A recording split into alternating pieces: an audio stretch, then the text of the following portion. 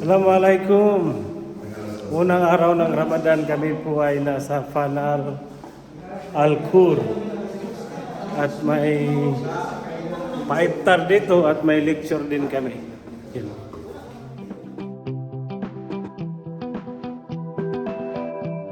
Itong Ramadan, mashallah, makuan pa, mapa, alam natin na parating siya.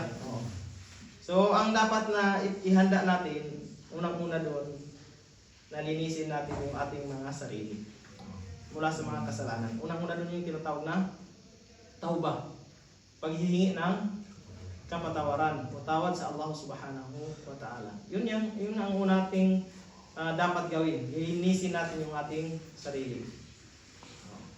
So, paano ba ginagawa yung tauba? Paano ba tayo hihingi ng kapatawaran sa Allah Subhanahu wa Ta'ala?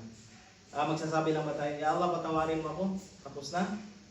O may mga bagay pa na dapat mong gawin para tanggapin ang iyong paghingi ng tawad sa Allah Subhanahu wa Ta'ala.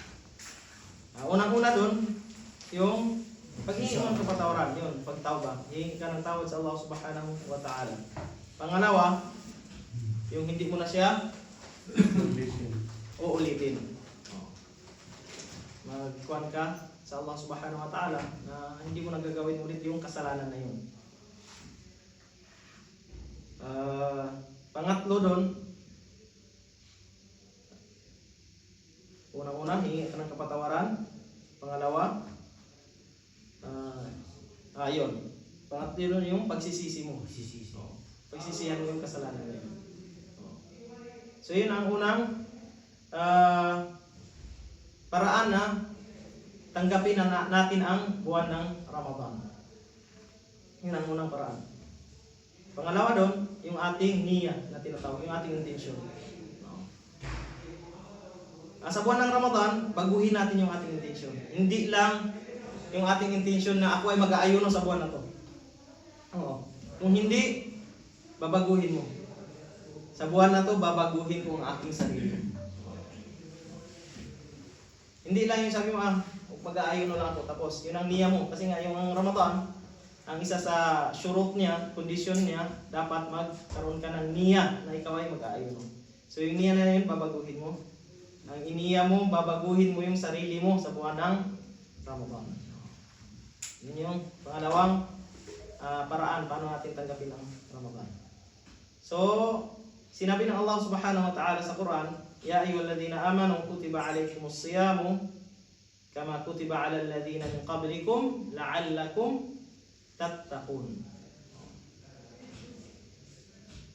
Sabi nila, ang buwan ng Ramadan, ito ay madrasa, ito ay paaralan. Ito ay paaralan. Sinabi ng Allah, yung kanina nabanggit ko, o kayong mga nanampalataya sa Allah Subhanahu wa Ta'ala, kutiba alaykumus siyam, na obliga sa inyo ang pag-aayuno. Kama kutiba alal ladhina min qablikum, katulad ng sa mga naunang tao sa inyo, ay naobliga rin sa kanila yung pag-aayuno. La'allakum, nang sa ganon, upang kayo ay tattaqun, nang kayo ay magkaroon ng takwa, ng takot, para magkalapit lang yung takwa at saka takot, para hindi mahirap alalahanin. Hindi makalimut, takwa, takot sa Allah Subhanahu wa Ta'ala. So yun ang buwan ng Ramadan. Yun ang isang hikmah niya, isang wisdom niya na sinabi ng Allah Subhanahu wa Ta'ala upang kayo ay magkaroon ng takot. So, sa buwan ng Ramadan, sa paaralan na ito, na buwan na ito, kapag natapos ang Ramadan, wala kang takot sa Allah Subhanahu wa Ta'ala. So, hindi ang ibig sabihin nun, hindi ka nagtagumpay. Hindi mo natutunan yung aral sa buwan ng Ramadan. Kasi yun yung unang aral dun yung la'allakum tattaqun, upang kayo ay magkaroon ng takwa sa Allah Subhanahu wa Ta'ala. So alhamdulillah, yung buwan ng Ramadan, buwan ng dito naiiba yung panahon. Dito bubuksan ang paraiso, ang kalangitan. Kasi nga sa hindi buwan ng Ramadan, sarado yung mga pintuan. Dito sa buwan ng Ramadan, tufattah abwabus sama. Ibig sabihin, binubuksan yung pintuan ng paraiso. Matugallaq abwab Jahannam. Isasarado yung mga pintuan ng impyerno. Matusaffad asyayatin. At saka ikakakadena o yung sila mo kanina? Igagapos yung mga demonyo, yung mga shaitan. Kaya nga, sabi ko sa kanila, kaya dito sa buwan na to, madali yung paggawa ng kabutihan. Kasi nga open yung paraiso, open yung langit. Madali yung paggawa ng kabutihan. Open yung langit, sir. Oo. Kung mamatay ka ngayong buwan ng Ramadan, Alhamdulillah. alhamdulillah. Oo. Diretso ka agad. Diretso agad. Diyan na. Alhamdulillah. So, Takbir. Allahu Akbar. so yun. Yung paggawa ng kasalanan ay mahirap gawin sa buwan ng Ramadan. Sa buwan na to, tudha'af al-hasanat. Ibig sabihin, nadodoble-doble yung paggawa, yung reward, yung gantimpala ng paggawa mo ng kabutihan. Iba yung sala, iba yung reward niya dito sa buwan ng Ramadan, iba yung sa hindi buwan ng Ramadan. Ganon din, kapag gumawa ka ng kasalanan, iba rin yung malaki rin yung kasalanan mo kasi ginawa mo siya sa buwan ng Ramadan. Isang banal, holy na buwan. So siguro wala kang sisihin kundi sarili mo kapag gumawa ka pa rin ng kasalanan dito sa Ramadan. Sarili mo, hindi mo masisisi yung shaitan, hindi masisisi yung demonyo. Kasi wala, nakakagapos sila eh. Oo. So, ang masisi mo talaga na yung sarili mo. Sabi, may mali talaga sa sarili ko. Kasi nga, nagagawa mo pa yung kasalanan na sarado nga yung pintuan ng impyerno, yung mga syaitan ay nakakadina, nakakagawa ka pa rin ng kasalanan, ibig sabihin may problema sa sarili mo. Kaya sana ako, Ustad.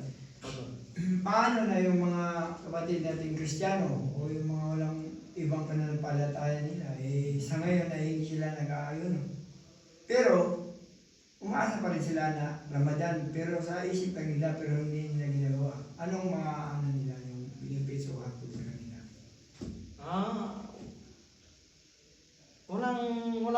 Wala silang makukuha ang benefits. Maliban na mag-ayuno sila, ang benefits na makukuha nila ay sa kanilang health.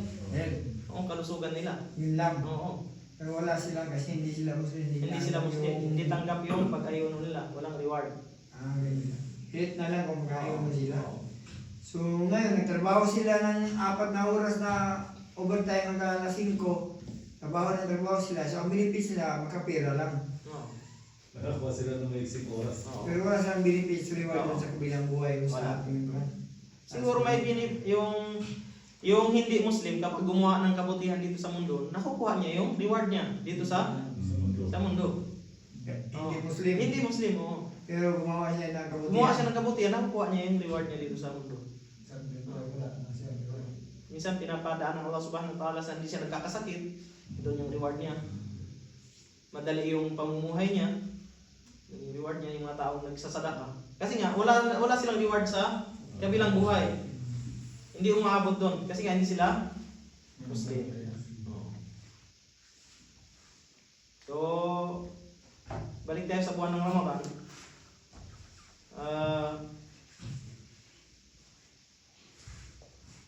Isa itong special na buwan kasi nga dito rin nilagay ng Allah Subhanahu wa Ta'ala yung pag sinasabing saum, yung pag-aayuno.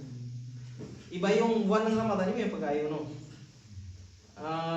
Yung Ramadan, ibig sabihin niya, yung Ramadan, ibig sabihin, sobrang init. Kasi nga, ipinangalan nila yung Ramadan, sa buwan na ito, kasi nga sa time na yun, mainit yung panahon. Sobrang init. So yung pag-aayuno, nilagay dito, so naging special ang buwan na ito dahil sa fasting. Naging special din ang buwan na ito dahil dito pinadala ang Quran. So yung pag-aayon sa buwan ng Ramadan, ang gantimpala niya ay nawawala o nadidelete niya yung kasalanan mo. Ghufira lahu ma taqaddama min dhanbi. Man sama Ramadana imanan wa ihtisaban, ghufira lahu ma taqaddama min dhanbi. Sino yung nag-ayuno sa Ramadan, imanan, dahil sa paniniwala niya sa Allah Subhanahu wa Ta'ala, siya ay Muslim, siya ay naniniwala sa Allah Subhanahu wa Ta'ala, siya ay naniniwala sa Propeta Muhammad, siya ay naniniwala sa kabilang buhay, na doon nagkakaroon ng judgment sa time na yon. Siya ay naniniwala. Wahtisaban, yung inaasahan niya yung reward ng Allah Subhanahu wa Ta'ala. Nag-ayuno siya para sa reward ng Allah Subhanahu wa Ta'ala. Hindi siya nag-ayuno para makita ng tao, para alam ng tao, nag-ayuno si Fulan, si Juan, nag-ayuno si Juan. O di kaya pakitang tao.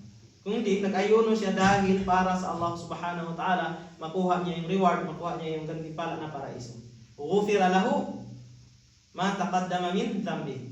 Ibig sabihin, papatawarin ng Allah Subhanahu wa Ta'ala yung mga nakalipas na kasalanan. Subhanallah. Hindi sinabi doon na 1 taon. Hindi sinabi doon na 2 taon na kasalanan mo. Kundi yung mga naunang na nakalipas na kasalanan. Subhanallah. Napakalaking biyaya ito sa atin.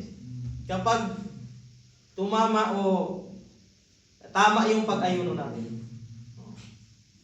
Ghufira lahu ma taqaddama wa ihtisaban. Ibig sabihin, inaantay mo yung reward ng Allah Subhanahu wa Ta'ala. Inaasahan mo yung o para sa reward ng Allah Subhanahu wa Ta'ala. Ghufira lahu ma taqaddama min dhanbi. Papatawarin ka ng Allah Subhanahu wa Ta'ala. Yung buwan ng Ramadan, dito rin ipinadala ang Quran. Inna anzalnahu fi lailatul qadr. Sa surat Al-Qadr. At saka dito rin yung ano ba ang meron sa Ramadan na hindi natin nabanggit? Tarawih. Ang sunat ng tarawih. So, nabanggit natin kanina yung pagtanggap sa Ramadan, yung pagtauba, paglinis sa ating sarili. At isa din yung niyya. Naman a'malu bin niyyat. Dapat, Abdurrahim, yung intention mo na mag-aayuno ka sa Ramadan. So, yung ibang ulama natin, 2, yung sabi nila, 1 buwan, pwede kang mag-intensyon na sa isang buwan ay mag-aayuno ka talaga. Yung iba, sabi nila, tuwing gabi, ikaw ay mag-iniya, ikaw ay mag-i-intensyon na mag-aayuno ka pagkabukas.